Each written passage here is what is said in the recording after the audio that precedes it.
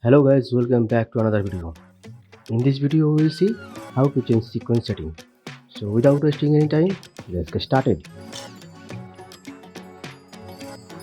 Here you can see I have a footage with 50 fps and 4K resolution. If I drag and drop on the timeline,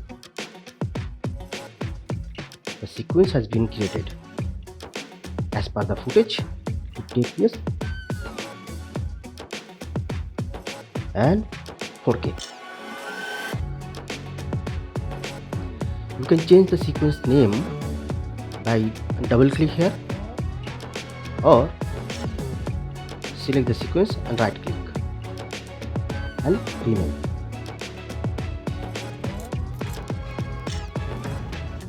You can see enough space above the head. Now select the sequence, go to sequence settings, select custom, choose the frame rate 25, change the frame size 920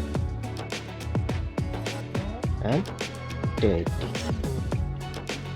Hit OK. Now see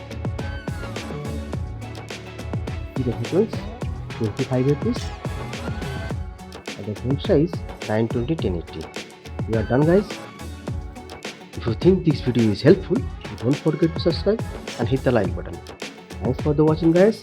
I'll see you in the next video.